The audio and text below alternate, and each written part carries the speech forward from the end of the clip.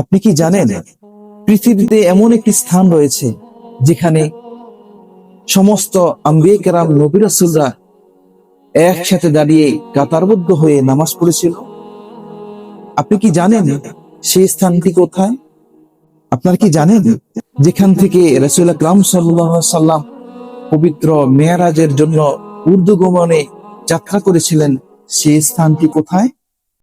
আসসালামু আলাইকুম ওয়া রাহমাতুল্লাহি ওয়া বারাকাতুহু।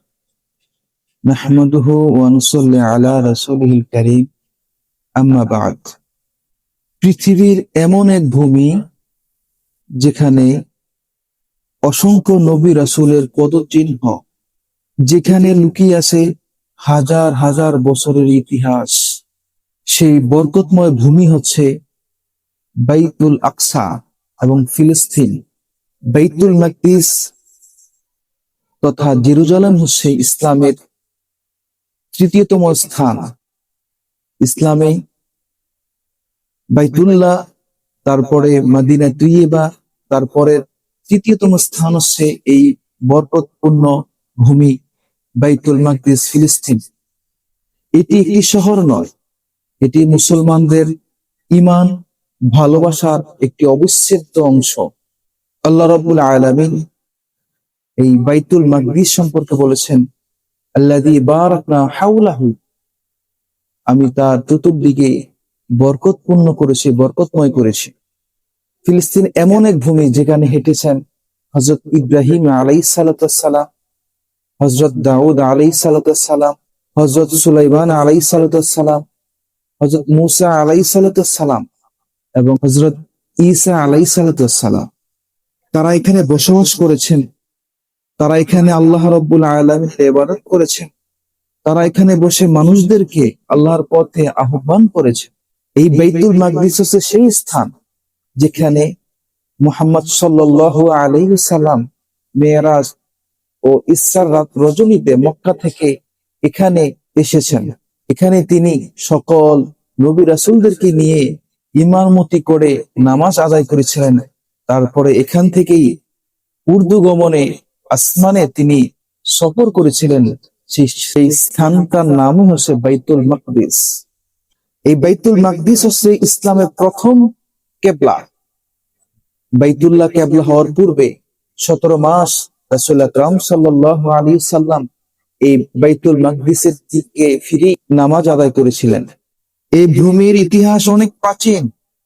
বাইতুল মাকদিস নির্মাণ করেছিলেন যদিও হযরত দাউদ আলাইহিস সালাতু সালাম, কিন্তু পরিশেষে এই নির্মাণ কাজ সমাপ্ত করেছেন হযরত সুলাইমান আলাইহিস সালাতু সালাম।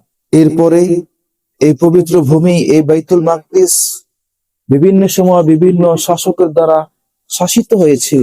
এই ভূমিকে শাসন করেছিল বেবিলনীয়, পারসিক এবং খ্রিস্টানদের দ্বারা।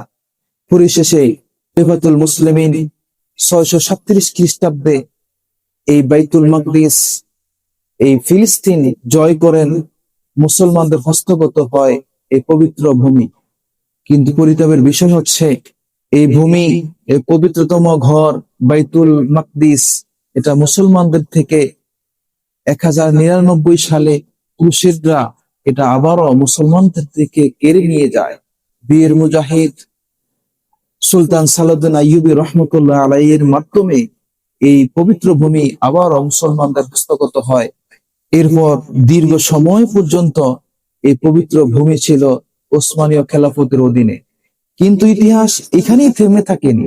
1948 সালে ইসরায়েল রাষ্ট্র প্রতিষ্ঠিত হওয়ার পর থেকে সেখানকার মানুষ তারা সংগ্রাম করে যাচ্ছে, নির্যাতিত হচ্ছে তারা, তারপরও তারা ঈমান এবং আশা ত্যাগ করেনি। এটি একটি কোনো ভূখণ্ড নয়, এটি আমাদের ঈমান, এটি আমাদের ভালোবাসা, এটি আমাদের হৃদয়ের স্পন্দন। আপনি কি জানেন পৃথিবীতে এমন একটি স্থান রয়েছে যেখানে সমস্ত আম্বিয়ে কেরাম নবী রাসূলরা একসাথে দাঁড়িয়ে কাতারবদ্ধ হয়ে নামাজ পড়েছিল?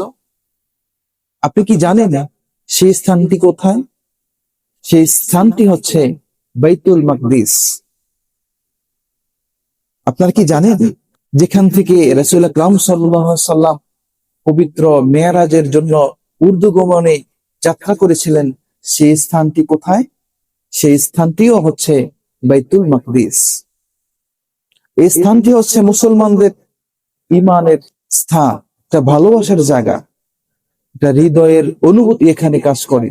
কিন্তু দুঃখজনক হলেও সত্য, সেখানকার জনসাধারণের উপর আজ নির্যাতন, স্টিম রোলার চাপিয়ে দেওয়া হচ্ছে। তাদেরকে তাদের নিজেদের বসবাসের স্থান থেকে, পৈতৃক ভূমি থেকে তাদেরকে বিতাড়িত করার জন্য চেষ্টা করা হচ্ছে, উদ্যোগ নেওয়া হচ্ছে। পবিত্র ভূমি ফিলিস্তিন এবং বাইতুল মাকদিস যেন আবার মুসলমানদের হস্তগত হয়, আল্লাহ রাব্বুল আলামিনের কাছে আমরা এই প্রার্থনাই করি। আসসালামু আলাইকুম ওয়া রাহমাতুল্লাহ।